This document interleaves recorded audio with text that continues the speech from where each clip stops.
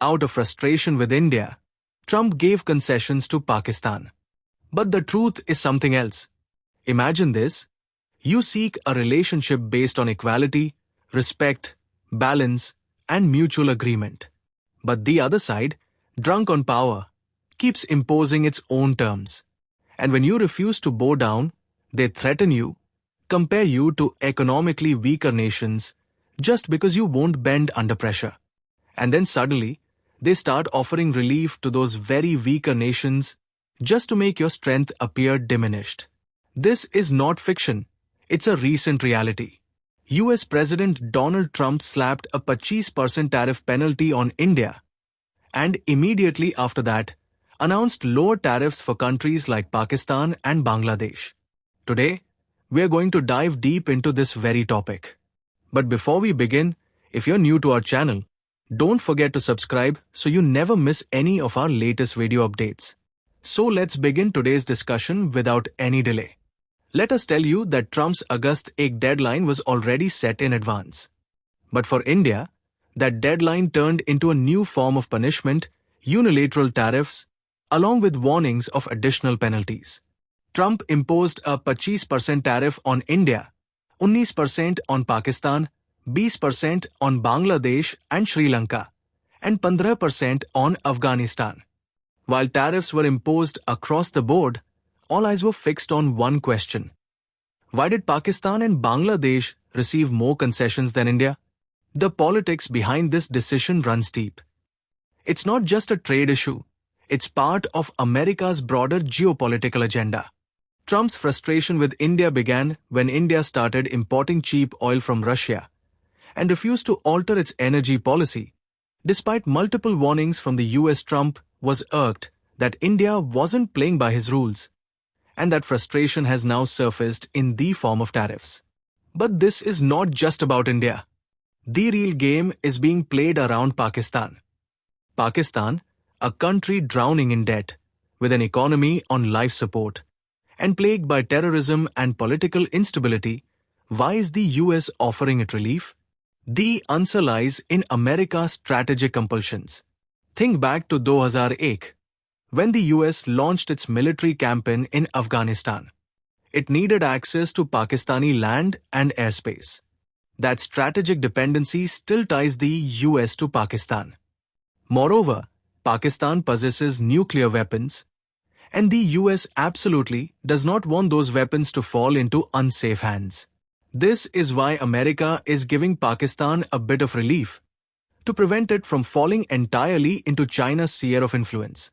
CPEC, China-Pakistan Economic Corridor, is a project through which China is making deep-rooted investments within Pakistan. The US fears that if it completely ignores Pakistan, China will gain full dominance there. And that's why even leaders like Donald Trump are compelled to offer Pakistan some relief. This relief is not a reward in comparison to India, but rather a strategic move to keep Pakistan tied down and within reach. Now let's talk about Bangladesh. Its economic standing is not strong enough to challenge the US, and its trade volume in the American market is relatively small. So by offering tariff relief to Bangladesh, the US isn't losing much. But India is now a country that demands the US to sit up straight when speaking to it. India is no longer just a consumer. It has become a global partner.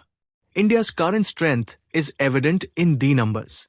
The world's fastest growing major economy. Out of a 1.4 billion population, more than 700 million depend on agriculture. Today, India is engaging with the US as an equal partner in sectors like technology, defense, energy, and digital finance. From the Indo-Pacific strategy to Quad, from climate action to trade negotiations, India has become a decisive power on every global issue. And perhaps this very strength unsettles some. Donald Trump realized as early as 2019 that India is no longer a country to be given concessions. That's when he removed India from the GSP, Generalized System of Preferences. Under this program, India used to export products to countries like the US with zero or reduced tariffs. In 2018 alone, India had exported goods worth $6.35 billion under the scheme. But in 2019, Trump said, India has become quite developed and no longer needs concessions like GSP. In other words, even then, the US acknowledged that India now deserves a policy of equality, not sympathy. Yet today, when India demands that very equality, it is mocked by being called the tariff king. India, from its side, has made every effort to maintain balance in its relationship with the US, whether through defense deals, clean energy initiatives, or digital cooperation. But Trump's politics often leans more toward control than balance. And that's why he's now attempting to exert pressure through tariffs. Even this time, India has responded with restraint, not with harsh words or emotional reactions, but with facts, reason, and a focus on national interest. India has clearly stated that it will not compromise on food security, the interests of its farmers, or its small businesses in any deal. Trump may try to apply pressure, but India now has alternatives and confidence too. India is no longer a country that will bow down before any global power in defense of its national interests. And this transformation hasn't happened overnight. It is the result of decades of effort, policy reform, and the expansion of India's global role. That's why India now negotiates trade deals on its own terms. And for countries like the US, Japan, and Europe, India is no longer just a market, but an equal counterpart. Trump's Pakistan policy may currently feel like a sting for India, but it has had no impact on India's global reputation. The world knows that India and Pakistan are not comparable. Today, India is part of the global supply chain, a growing technology hub, and most importantly, a democracy where institutions are strong and economic policy is driven by public welfare, not political gain. While leaders like Trump are busy raising Pakistan on the false bridge of hope, India doesn't need hope. It needs solid strategy. India understands that its strength today is not only economic, but also diplomatic.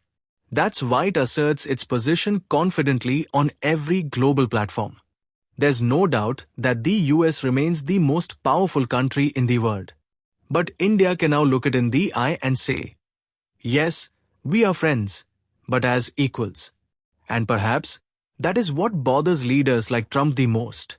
Today, while tariffs, trade deficits, and global political battles are being fought, India has made its path clear. It seeks respect, not sympathy. It wants partnership, not pressure. And most importantly, it wants policies that improve the lives of its 1.4 billion citizens, whether America agrees or not. Something new. Do not forget to like and share this video so that this information can reach others as well. Your likes and shares are a source of inspiration for us. If you have any questions or suggestions, please let us know in the comments.